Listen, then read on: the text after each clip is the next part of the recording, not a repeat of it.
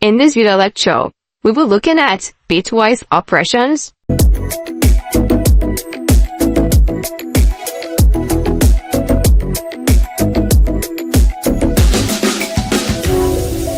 Just like the name is, bit, we will be dealing with binary numbers. So whenever you hear bits, this is meant to be in binary form. And most of us, we get confused at this point because when we start discussing bitwise operations, most students get confused because of the fact that we are dealing with binary straightforward here. And most students don't know about these binary operations. So, before we go ahead doing that, I'm going to show us about binaries in this class. If you are using Windows computer to do this, go ahead and open your calculator, and the first thing you're going to see is standard. So this is where we're going to see the type of calculator, especially in Windows 10. So come over here and hit on this point. You see some different calculators here. As a programmer, you go ahead and choose a calculator for programmers. So, I'm going to show us how to get binary and other hexadecimals and co. If you want to get the binary equivalent of 1, 2, 3, 4, 5, 6, 7, and so on, go to decimal, and here you can add 1. Down here you can see the binary equivalent of it. If you want to do 1 plus 1, or 2 plus 4, go ahead and clean this up and save. And you can go ahead and add anything. Plus 2, it gives you 4. You can use AND, NOT, XOR, or right shift, left shift. So, I'll be using this to teach us everything we need to know about binary operations. Now that you have understood how to use the programmer's calculator. In this example, here, we are trying to explain this binary using bitwise operator. Now, the first thing, I have a variable a and b with c, and a has a value of 20. So come over to your programmer's calculator and put in 20. So this is the binary equivalent of 20, and this is what we can get here. 20 is equal to 0001, 0100. That is 0001, 0100. B is 15, and you go over here and check it out. Let's clean this and put 15.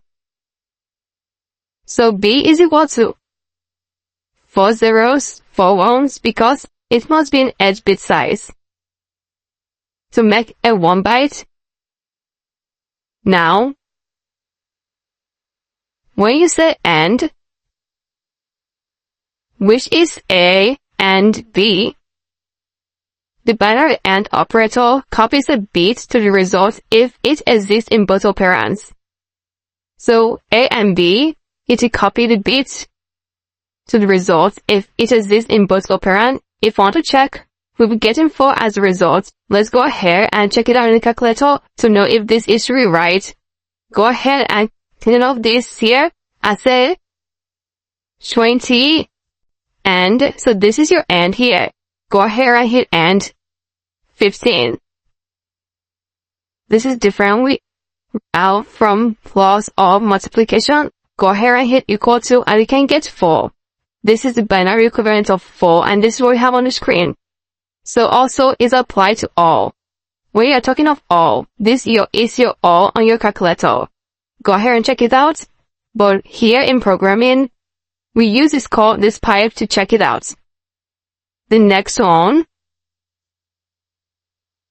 that we have here is what you call XOR. The XOR is this one we have on this calculator. So if we say 20, go ahead and clean this off. 20 XOR 15 is equal to 27. So XOR is 27 is correct. And The next one we have is C. We have C at shift 3. And this shift 3 is left shift. So let's go ahead and check it out. 20. Go ahead and clean this off. I say 20 left shift 3 is equal to 160. And you can see the binary equivalent of 160. So let's go ahead and check if Java on its own is really working well with this. Go ahead and compile this. And let's check it out. A and B is equal to 4. That is what we got on the first one here. B, A or B is equal to 31. And that is what we have at this one here. A, X or B is equal to 27. And that is what we have. A, shifts. Come on. A shifts 3 is equal to 360. That is what we have. And B. So let's go ahead and check it out very well.